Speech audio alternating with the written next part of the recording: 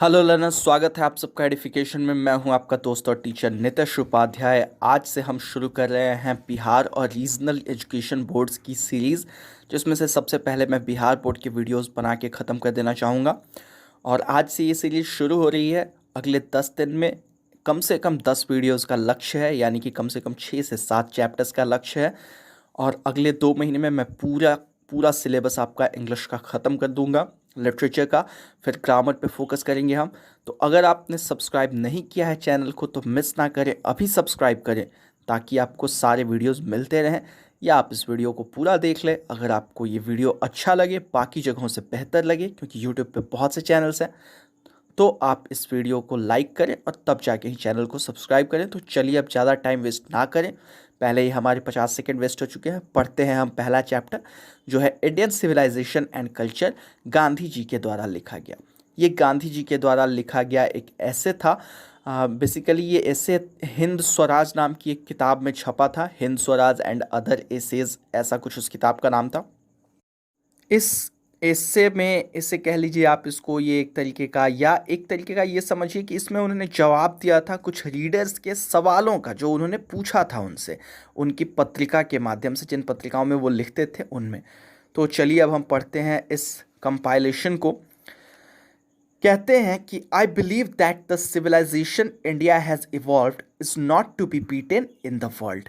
गांधी जी कहते हैं कि मेरा विश्वास है कि जो सभ्यता भारत ने विकसित कर ली है उसको दुनिया में कोई भी हरा नहीं सकता। यहाँ बीट का मतलब हराना है, उससे उस पर विजय पाना है। ठीक है, तो उस पर दुनिया में कोई विजय पा नहीं सकता, कोई उसको पीछे नहीं छोड़ सकता। क्यों? Nothing can equal the seeds sown by our ancestors.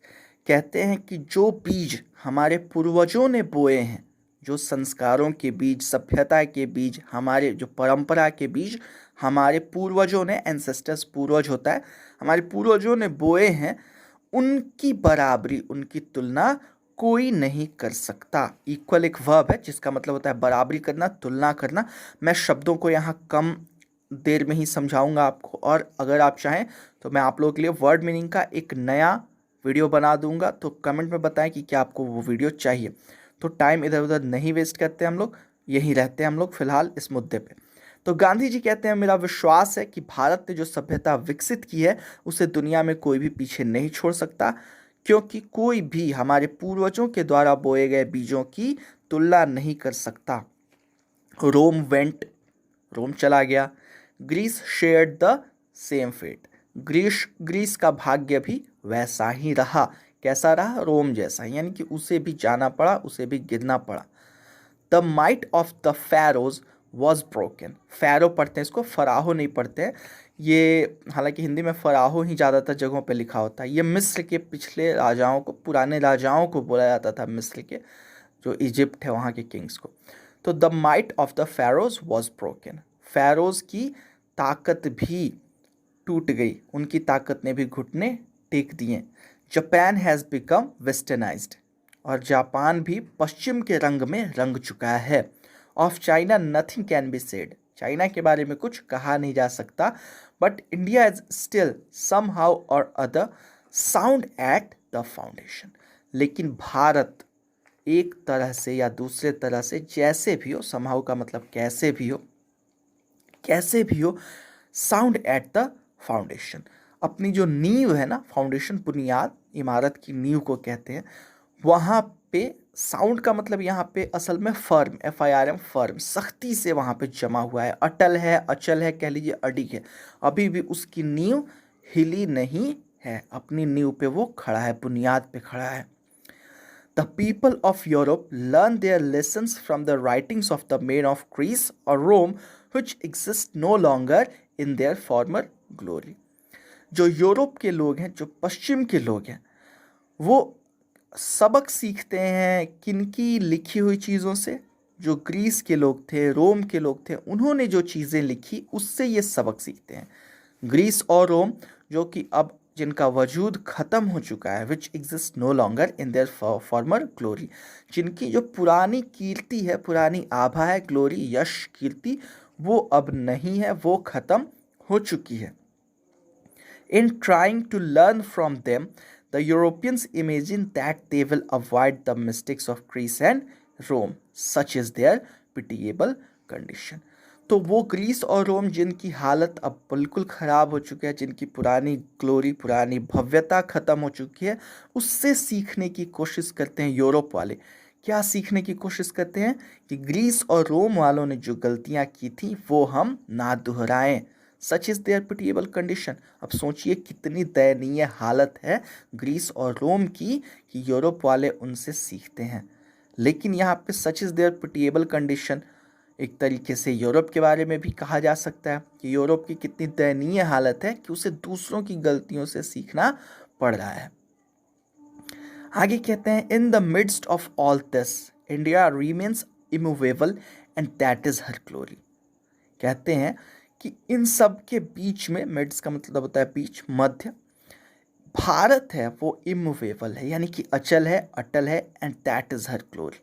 Bharat को फेमिनिन ही असल में कई राइटर्स लिखते हैं, मतलब महिला समझते हैं भारत माता, आपने देखा होगा। तो सच इज, इसीलिए यहाँ हर का यूज़ किया गया है, sorry, and that is her glory. और यही उसकी कीर्ति है। क्या है उसकी कीर्ति? कि इन सब के बीच में भारत अभी भी अटल है अपनी बुनियाद पे। It is a charge against India that her people are so uncivilised, ignorant and stolid that it is not possible to induce them to adopt any changes. कहते हैं कि भारत के प्रति एक इल्जाम, एक दोष भारत पे ये आता है कि यहाँ के लोग इतने असभ्य, अनसिविलाइज्ड, असभ्य, इग्नोरेंट यानी कि अज्ञानी हैं, एंड स्टॉलिड, स्टॉलिड मतलब जो मूर्ख होता है या जो ज़िद्दी होता है कि मैं ये चीज़ सोच रहा हूँ यही सही है, और एक तरीके से संकोची कह लीजिए कि वो नए आइडियाज़ को एक्सेप्ट नहीं करता है। तो ये कह रहे हैं कि भारत के लोगों को लोग इतना मूर्ख और संकोची समझते हैं, असभ्य समझते हैं, और इग्नोरेंट यानी कि अज्ञानी समझते हैं कि भारत, वो कहते हैं, लोग कहते हैं, पहले ही गांधी जी ने कहा इट इज अ चार्ज, ये इल्जाम है भारत पे कि यहाँ के लोग ऐसे हैं कि इन पे किसी भी तरीके की बातों का कोई असर नहीं होता है। That it is not possible to induce them to adopt any changes, यह संभव नहीं है कि उनको प्रेरित किया जा सके नए तरीके के बदलावों को अपनाने के लिए। इंड्यूस का मतलब होता है प्रेरित करना, और अडॉप्ट का मतलब होता है उसको एक तरीके से उसको अपना लेना। तो ये कहना चाहते हैं कि भारत के प्रति दोष यह है कि भारत के लोग इतने असभ्य और ज़िद्दी हैं कि किसी भी तरीके की नई बात को अपनाने से बिल्कुल हिचकते हैं। It is a charge really against our merit. कहते हैं कि ये जो इल्ज़ाम है ये सच में हमारी मेरिट का मतलब होता है ना, हमारे गुणों के खिलाफ है। हमारे जो गुण हैं उनके ये खिलाफ है, हमारे ज्ञान के खिलाफ है, हमारे मेरिट की एक्चुअली हिंदी क्या होती है इसकी? बुद्धि या गुण कह लीजिए आप। तो ये उसके खिलाफ है, ठीक है। अब आगे क्या कहते हैं गांधी जी?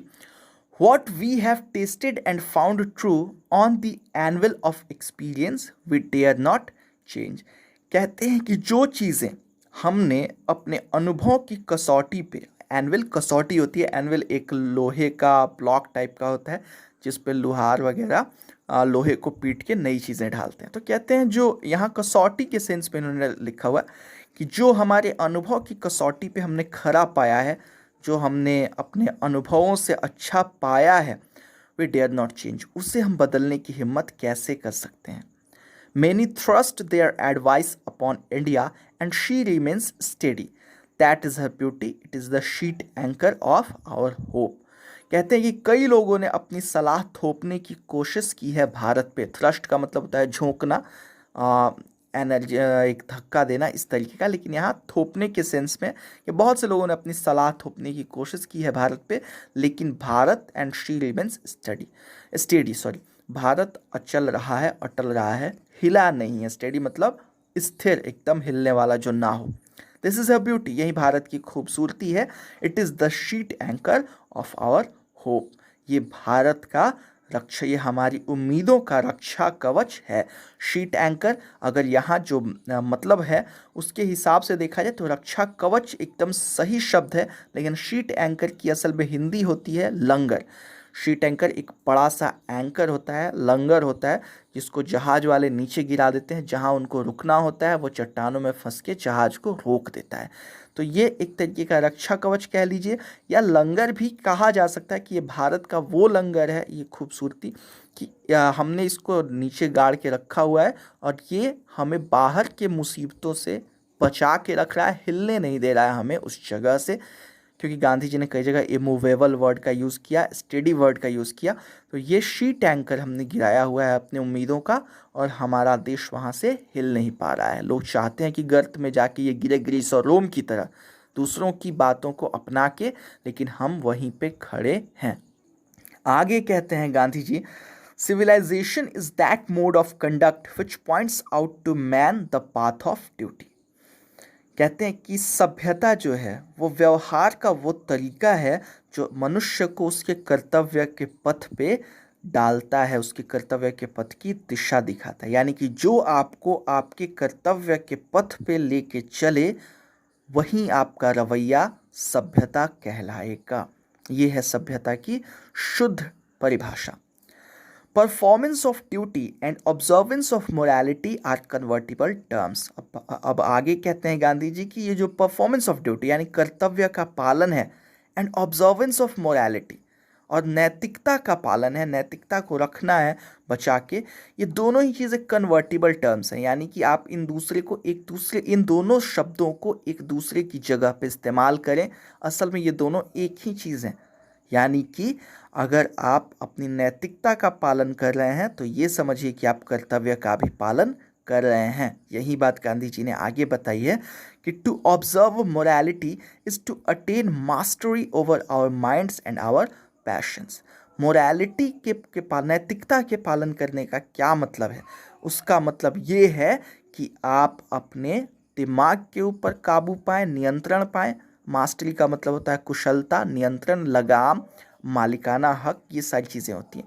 तो आप अपने दिमाग के ऊपर मालिकाना हक पाएं, कब्जा पाएं, एंड आवर पैशंस, और अपनी इच्छाओं के ऊपर, अपने जुनून के ऊपर कब्जा करें, नियंत्रण करें कि मैं उनके कंट्रोल में नहीं रहूँगा, उनको अपने कंट्रोल में रखूँगा। हम लोग इच्छाओं के हिसाब से चलते हैं ना ज़्यादातर लोग। मुझे ये खाने की इच्छा है तो मैं वो खाऊंगा, भले ही वो हेल्थ के लिए कितना ही बुरा हो। मुझे वो चीज़ चाहिए तो मैं उसके लिए पैसे खर्च करूंगा, भले ही वो मेरे इस्तेमाल की ना हो। तो गांधी जी इन्हीं चीज़ों के खिलाफ ये बातें लिख रहे हैं कि अगर हम नैतिकता का पालन करें तो हम अपने आप पे काबू पाएंगे। So doing we know ourselves, और ऐसा करके हम खुद को पहचान पाएंगे कि असल में हमें क्या चाहिए।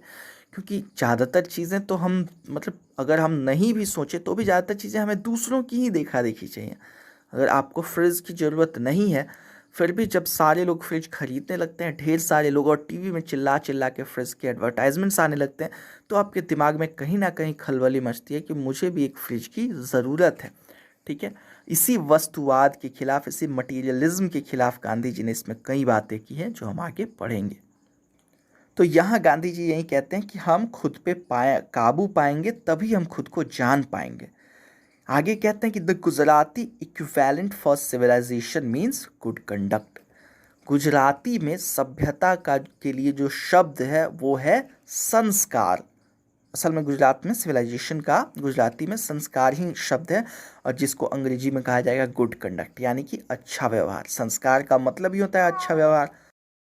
कहते हैं कि if this definition be correct then India, as so many writers have shown, has nothing to learn from anybody else, and this is as it should be. अगर यह परिभाषा सच है तो जैसा कि पहले ही कई लेखक लिख चुके हैं, दिखा चुके हैं कि भारत को किसी से भी कुछ सीखने की आवश्यकता नहीं है। यानी कि कई लेखकों ने मेरे से पहले ही कई लेखकों ने ये लिख दी है बात और दिखा दी है ये बात कि भारत की सभ्यता दूसरों से कहीं अच्छी है। भारत में संस्कारों की जो बीज हैं वो दूसरों से कहीं ज़्यादा गहरे बोए हुए हैं। And this is as it should be. Bharat को किसी से सीखने की कोई आवश्यकता नहीं है, और यही बात आगे भी रहनी चाहिए। We notice that the mind is a restless bird. The more it gets, the more it wants, and still remains unsatisfied. आगे कहते हैं गांधी जी कि हमने यानी कि हम भारतीयों ने ये चीज़ देखी है कि दिमाग जो है, मनुष्य का मन जो है, एक चंचल चिड़िया है। जितना इसको मिलता है उतना ही इसकी चाहत उतनी ही बढ़ती जाती है। The more it gets the more it wants. जितना इसको मिलता है, जितना ये पाता है, उतनी ही इसकी चाहत बढ़ती जाती है। And still remains unsatisfied. और फिर भी यह असंतुष्ट रहता है। आज हमारे पास 2 रुपए होते हैं, कल को हमें 4 रुपए मिल जाए, फिर भी हम सोचते हैं कि 10 रुपए मिल जाते तो अच्छा होता। जब 10 मिल जाते हैं तो हम 100 चाहिए होते हैं। तो यानी कि आप अपने आप को जितना दें, आपका मन उतना ही असंतुष्ट होता जाएगा। The more we indulge in our passions the more unbridled they become. कहते हैं जितना ज़्यादा हम अपनी इच्छाओं में, पैशन यहाँ पे डिज़ायर्स से है, जुनून से नहीं। जुनून का मतलब यहाँ नहीं निकला, यहाँ इच्छाओं का निकला है। और इंडल्ज का मतलब उनमें डूबना। जितना ज़्यादा हम अपनी इच्छाओं में डूबते जाते हैं, the more unbridled they become, उतने ही नियंत्रणहीन वो होते जाते हैं। अनब्राइडल्ड मतलब छुट्टे हो जाते हैं, वो एकदम ही खलबली मचाने लगते हैं, उन पे कोई हमारा नियंत्रण नहीं रहता। Our ancestors therefore set a limit to our indulgences। इसीलिए हमारे जो एंसेस्टर्स थे, हमारे पूर्वज थे, उन्होंने इन चीज़ों की, इन इच्छाओं की एक सीमा तय करके रखी थी। They saw that happiness was largely a mental condition. उन लोगों ने ये चीज़ देख ली थी कि चीज़ों से कभी खुशी आ नहीं सकती है। कितनी भी चीज़ें आप इकट्ठा कर लें, धन दौलत, भोग विलास की वस्तुएं, खुशी एक मानसिक अवस्था है। यानी कि अगर आप चाहें तो आप अपने अंदर ही खुशी को पा सकते हैं, खोज सकते हैं। आगे कहते हैं कि a man is not necessarily happy because he is rich और unhappy because he is poor. कहते हैं जरूरी नहीं हो कि एक इंसान तभी खुश होता है जब वो क्या हो, धनी हो, या तब निर्धन होता है, तब नाखुश होता है जब वो निर्धन हो। यानी कि खुशी और दुख का पैसों से कुछ लेना देना नहीं है। हाँ, ये भी सही है कि पैसों से हमें बहुत सी चीज़ें मिल जाती हैं जो हमें बिना पैसों के नहीं मिल पाती। लेकिन the rich are often seen to be unhappy, the poor to be happy. कई बार हमने देखा है कि जो अमीर होते हैं, द रिच का मतलब अमीर लोग, एक कम्युनिटी को दिखाने के लिए द का यूज़ होता है एडजेक्टिव के पहले। जो अमीर लोग हैं वो अक्सर ही हम देखते हैं कि नाखुश रहते हैं, दुखी रहते हैं, the poor to be happy. लेकिन जो गरीब हैं वो खुश होते हैं, खुश रहते हैं। Millions will always remain poor. अब ये भी एक सच्चाई है कि लाखों करोड़ों लोगों को अक्सर गरीबी में ही रहना होगा। Observing all this our ancestors dissuaded us from luxuries and places. यही सब चीज़ें देख के हमारे जो पूर्वज हैं उन्होंने हमें बचाया। डिसवेड का मतलब होता है एक तरीके से चेताना, चेतावनी दे के रखना कि बेटा ये मत करना। तो उन्होंने एक तरीके से हमें बचाया, चेताया किन चीज़ों के खिलाफ? लग्जरीज एंड प्लेजेस, भोग विलास और आनंद के खिलाफ। उन्होंने हमें समझा के रखा कि इन चीज़ों से आप लोग दूर रहें। We have managed with the same kind of plow as existed thousands of years ago। हम उसी तरीके के हल जो बैलों के ऊपर रख के जिससे खेती की जाती है, अब हालांकि कम यूज़ होता है, लेकिन जब गांधी जी ने ये लिखा था तब वो काफ़ी इस्तेमाल होता था, क्योंकि ये ऐसे 1942 के आसपास का है शायद। तो कहते हैं कि आज भी हम उसी तरीके का हल इस्तेमाल कर रहे हैं जैसा हल हजारों साल पहले इस्तेमाल होता था। हमने उसी हल से काम करना जारी रखा है। We have retained the same kind of cottages that we had in former times and our indigenous education remains the same as before। मैंने बता ही दिया ये 1942 के आसपास का ऐसे है, तो आज के पर्सपेक्टिव में इसको मत देखिएगा। कहते हैं कि हम उसी हल से आज भी काम कर रहे हैं और हमने उन्हीं तरह के घरों, झोपड़ियों में अपने आप को रखा है जैसा पुराने ज़माने में होते थे। रिटेन का मतलब होता है ना, किसी चीज़ को बचा के रखना, अपने कब्जे में रखना। उसी तरीके की झोपड़ियों में हम आज भी रहते हैं जिस तरीके की झोपड़ी में हम पहले रहा करते थे, कई साल पहले, हजारों साल पहले। और हमने आज भी वहीं, इंडिजेनस का मतलब ना जो किसी एक जगह पे होती है, उस जगह की स्पेशलिटी होती है, वहीं पे उगी होती है वो चीज़, वहीं पे डेवलप हुई होती है। तो जिस तरीके की इंडिजेनस एजुकेशन सिस्टम यानी कि जिस तरीके की देसी शिक्षा प्रणाली हमारे भारत में थी, आज भी हम उसी हिसाब से चल रहे हैं। 1942 की बात है, ये 45 की बात है। तो we have had no system of life corroding competition. आगे कहते हैं कि गांधी जी कि हमारे यहाँ ऐसी कोई चीज़ नहीं थी जिंदगी को बर्बाद करने वाली, लाइफ कोडिंग जिंदगी को बर्बाद करने वाली कंपटीशन, प्रतियोगिता की भावना कि 10 लोग जैसा आज इंडिया में है कि लाखों लोग एक चीज़ के पीछे भाग रहे हैं, लाखों लोग दूसरी चीज़ के पीछे भाग रहे हैं। ठीक है, तो ये चीज़ें हमारे यहाँ पहले नहीं थी। We have had no system of life coding competition. Each followed his own occupation or trade and charged a regular wage. हर किसी का एक अपना काम धंधा हुआ करता था, व्यापार कह लीजिए या पेशा कह लीजिए, और वो एक उससे पैसे कमाते थे। Charged a regular wage, wage का मतलब होता है मजदूरी कह लीजिए, फीस कह लीजिए। तो वो उसकी लेते थे अपने धंधे की, उसके बदले में वो थोड़े पैसे लेते थे किसी का कोई काम करने के बदले में। It was not that we did not know how to invent machinery, but our forefathers knew that if we set our hearts after such things, we would become slaves and lose our moral fiber. आगे गांधी जी कहते हैं कि ऐसा नहीं है कि हमें नहीं पता था कि मशीनरी कैसे बनेगी। ये तो बिल्कुल सच है, क्योंकि हमारे यहाँ कई ऐसे मंदिर हैं जिनके शिखर पे ऐसे ऐसे पत्थर रखे हुए हैं जिनको वहाँ तक पहुँचाना बिल्कुल असंभव था। तो ऐसा मत समझिए कि हमें मशीनरी का बनाना या उस तरीके की चीज़ों का इस्तेमाल करना नहीं आता था, लेकिन हमारे जो फोर फादर्स थे, हमारे पूर्वज, उनको पता था कि अगर हम इन चीज़ों के पीछे भागेंगे, सेट आवर हार्ट का मतलब इसकी अभिलाषा रखेंगे, उसके पीछे भागेंगे, तो we would become slaves and lose our moral fibre. हम गुलाम बन जाएंगे इन मशीन्स के और अपनी नैतिकता खो देंगे। मोरल फाइबर, नैतिकता, हमारा चारित्रिक पतन हो जाएगा। They therefore, after due deliberation, decided that we should only do what we could with our hands and feet. यही वजह थी कि उन लोगों ने काफ़ी सोच समझ के, डेलिब्रेशन का मतलब होता है सोच समझ के ये निर्णय लिया कि हमें बस वही करना चाहिए जो हम अपने हाथ पांव से कर सकें, उतना ही काम हमें करना चाहिए। They saw that our real happiness and health consisted in a proper use of our hands and feet. उन लोगों ने देखा था कि ज़िंदगी की असली खुशी किस बात में और स्वास्थ्य भी किस चीज़ में छुपा हुआ है कि हम अपने हाथ पांव का सही इस्तेमाल करें। गांधी जी मशीन्स के खिलाफ नहीं थे, लेकिन वो चाहते थे कि मशीन्स का इस्तेमाल कम हो। इकोनॉमिक्स में भी आप लोगों ने पढ़ा होगा, गांधी जी का एक कोट था, not the production for masses but production by masses. यानी कि ऐसी मशीन्स ना लगाइए जो लाखों चीज़ों की व्यवस्था करे, लाखों चीज़ें बना दे कि लाखों लोगों को हम बेच सकें, बल्कि ऐसी मशीनें लगाइए जिनके सहारे लाखों लोग नौकरी पाएँ और लाखों लोग काम करें, लाखों लोग प्रोडक्शन में आए, उनको काम मिले। ऐसा चाहते थे Gandhi ji.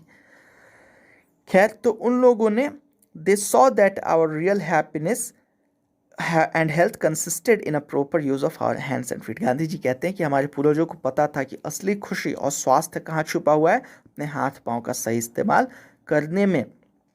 They further reasoned that large cities were a snare and a useless encumbrance, and that people would not be happy in them, that there would be gangs of thieves and robbers, prostitution and vice flourishing in them, and that poor men would be robbed by rich men. They were therefore satisfied with small villages. उसके अलावा गांधी जी कहते हैं कि हमारे जो पूर्वज थे उन लोगों ने इस पे भी तर्क वितर्क किया। रीज़न का मतलब होता है तर्क, और इसको वर्ब की तरह भी इस्तेमाल किया जाता है, तर्क करना। उन्होंने इस पे भी तर्क वितर्क किया कि ये जो बड़े शहर हैं एक तरीके का फंदा है, जाल है, माया जाल कह लीजिए, और ये बेकार का एक बोझ है, यूजलेस, बेकार का, एनकम्बरेंस यानी कि बोझ है, पाँव की एक बेड़ी है। और लोग अगर वहाँ गए बड़े शहरों में, या बड़े शहर हमने बसाने शुरू किए, तो वहाँ खुश कोई नहीं रह पाएगा। वहाँ कौन होंगे? गैंग्स ऑफ थीव्स, चोरों के गिरोह होंगे, एंड रॉबर्स, डाकुओं के गिरोह होंगे, प्रोस्टिट्यूशन होगा, वेश्यावृत्ति होगी, देह व्यापार होगा, and vice flourishing in them, और बुराई पनपेगी कहाँ? उन बड़े शहरों में। जो गरीब लोग हैं would be robbed by rich man, उनको अमीर लोग लूट लेंगे। यही वजह थी कि हमारे पूर्वज खुश थे छोटे छोटे गांवों से ही। वो कभी बड़े शहरों में जाना नहीं चाहते थे, ना ही बड़े शहर बसाना चाहते थे। They saw that kings and their swords were inferior to the swords of ethics, and they therefore held the sovereigns of the earth to be inferior to the rishis and the fakirs. आगे कहते हैं गांधी जी कि हमारे पूर्वजों ने देखा था, उनको पता था कि जो राजा और उनकी तलवार होती है, ये ज्ञान और नैतिकता की तलवार के आगे काफ़ी तुच्छ है, काफ़ी छोटी है। यही वजह थी कि उन लोगों ने ऋषियों और फकीरों के सामने सॉवरेंस ऑफ द अर्थ यानी कि प्रॉपर्टी हुआ, गोल्ड कॉइन्स हुआ, सोने चांदी संपत्ति को उन लोगों ने कोई महत्व नहीं दिया ऋषियों और फकीरों के ज्ञान के आगे। सीधे अगर सॉवरेन का मतलब देखा जाए तो उसका मतलब होता है पावरफुल, सुप्रीमली पावरफुल, बहुत ज़्यादा ताकतवर। लेकिन सॉवरेंस का मतलब एक्चुअली होता है सोने के सिक्के, जायदाद, ये सब। सॉवरेंस ऑफ द अर्थ का मतलब यही हुआ कि हमारे जो पूर्वज हैं वो समझते थे कि ये जो दौलत है, ज़मीन जायदाद संपत्ति, सोने चांदी, ये सब यहीं रह जाएगा। लेकिन अगर हम ऋषियों मुनियों फ़कीरों की शरण में जाते हैं तो उनसे हमें वो ज्ञान मिलेगा, जीने का वो तरीका मिलेगा जो हमें अच्छी जगहों पे लेके जाएगा। आगे कहते हैं कि a nation with a constitution like this is fitter to teach others than to learn from others. अब ये कॉन्स्टिट्यूशन लिखने के बहुत पहले ही गांधी जी मरे जा चुके हैं, तो किस कॉन्स्टिट्यूशन की बात कर रहे हैं? असल में कॉन्स्टिट्यूशन का मतलब होता है कायदा, ठीक है। वही कायदा जब एक किताब में आ जाता है तो हम कहते हैं ये संविधान है, यानी कि इस देश का कायदा क्या है, कैसे होना चाहिए चीज़ें, कायदा कानून। तो कहते हैं कि जिस देश का nation with a constitution like this, जिस देश का कायदा ऐसा हो, जहाँ चलन ऐसा हो, जहाँ सभी लोग ऐसी सोच रखते हो, वो देश is fitter to teach others than to learn from others. वो दूसरों से सीखने लायक नहीं है बल्कि उनको सिखाने लायक है। This nation had courts, lawyers and doctors but they were all with in bounds. कहते हैं कि इस राष्ट्र में भी कोर्ट थी, यानी कि कचहरियाँ थी, वकील थे। वैसे कोर्ट का मतलब राज दरबार भी होता है। तो वकील थे और डॉक्टर थे, हकीम वैद्य थे, लेकिन वो सब अपनी सीमा में रहते थे, अपनी एक लिमिट थी, अपनी बाउंड्स थे, उसमें वो रहते थे। Everybody knew that these professions were not particularly superior. उन सब को पता था कि उनका धंधा बाकियों से ऊंचा हो, ऐसी कोई बात नहीं है। आज आप देख लें, जब आप बैंक में जाते हैं तो बैंकर्स कितने गंदे तरीके से अक्सर लोगों से बात करते हैं। ज़्यादातर बैंकर्स, मैं सबकी बात नहीं कर रहा, लेकिन ज़्यादातर लोग ऐसे करते हैं। या आप रिजर्वेशन काउंटर पे जाएं तो वहाँ भी कई बार लोग, हमारे यहाँ लोगों में एक भावना हो गई है कि ज़रा सी भी सफलता मिलते हैं उनका दिमाग फिर जाता है। कोई मिनिस्टर बन जाए तो लोगों से मिलना नहीं बंद कर देता है, कोई विधायक बन जाए तो दुआ सलाम भूल जाता है, ठीक है। कोई उनका असिस्टेंट बन जाए तो खुद को पावरफुल समझने लगता है और लोगों की मदद करने से इनकार कर देता है। तो यहाँ और डॉक्टर इंजीनियर्स, ये तो खुद को दूसरों से एकदम ही सब समझते हैं कि मैं ऊंचा हूँ, मैं ऊंचा हूँ, ठीक है। बट पहले पिछले ज़माने में हमारे यहाँ लोग ऐसा नहीं समझते थे, उनको ये चीज़ नहीं लगती थी कि उनका धंधा सबसे ऊंचा, वो हैं सबसे पावरफुल, ऐसी सोच वो नहीं रखते थे। Moreover these vakils and vaids did not rob people, they were considered people's dependants not their masters.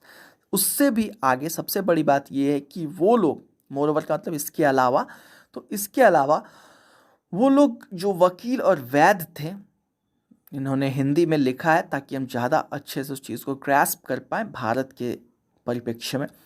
तो जो वकील हुआ करते थे, जो वैद्य हुआ करते थे, वो लोगों को लूटते नहीं थे आज की तरह। सबकी बात मैं फिर से बोलूँगा, मैं सबकी बात नहीं कर रहा, पर बहुत से लोग, ज़्यादातर लोग ऐसे ही हो गए हैं। आप डॉक्टर के पास जाएं तो सबसे पहले वो आपको ढेर सारे टेस्ट्स लिख देंगे, क्योंकि उनको पैथोलॉजी से उनके कनेक्शंस हैं और उनसे कमीशन लेना होता है। ढेर सारी दवाइयाँ आपको लिख देते हैं जो यूज़लेस होती हैं, जिनकी आपकी कोई ज़रूरत नहीं होती, क्योंकि उन दवाई कंपनियों से उनको कमीशन मिला हुआ होता है। इसके अलावा वो जिस चीज़ का इलाज एक बार में कर सकते हैं उसके लिए आपको कई बार दौड़ाएंगे ताकि उनको पैसे मिलते रहें। ख़ासतौर पे होम्योपैथी वालों पे ये इल्ज़ाम आता है। बट मैं सबकी बात नहीं कर रहा, मैं फिर से एक बार क्लैरिफाई कर दूँ।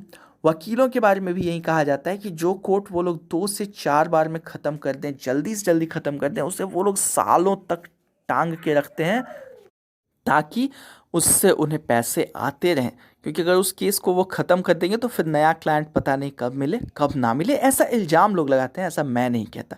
लेकिन पहले ऐसी बात नहीं हुआ करती थी। जो वकील और वैद्य होते थे वो लोगों को लूटते नहीं थे, उनको लोगों पे आश्रित समझा जाता था, लोगों का मालिक नहीं समझा जाता था।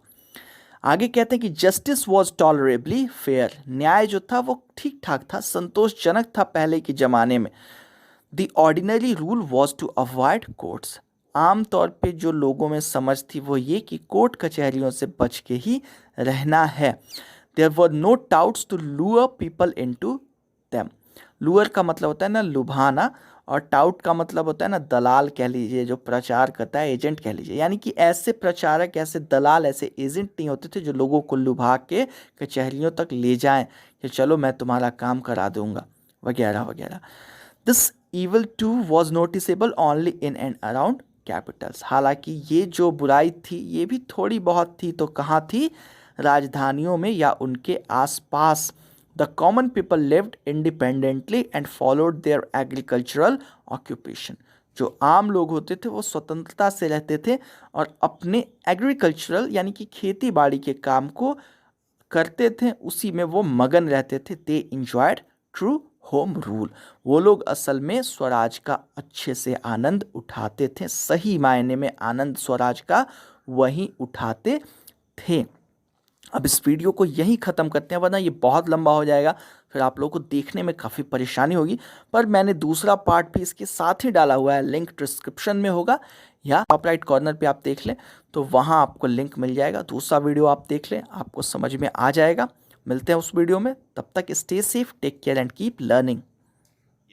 उम्मीद करता हूँ आपको ये लेसन समझ में आया होगा। अगर ऐसा है तो प्लीज़ लाइक का बटन दबाइए, वीडियो अच्छा लगा हो तो, और साथ में नीचे कमेंट करके हमें ज़रूर बताइए अगर वीडियो नहीं पसंद आया, या आप ये भी बता सकते हैं कि आप आने वाली वीडियोज़ में क्या चाहते हैं। शेयर ज़रूर कीजिए अपने दोस्तों के साथ अगर पसंद आया हो, और सब्सक्राइब ज़रूर कीजिए हमारे चैनल को।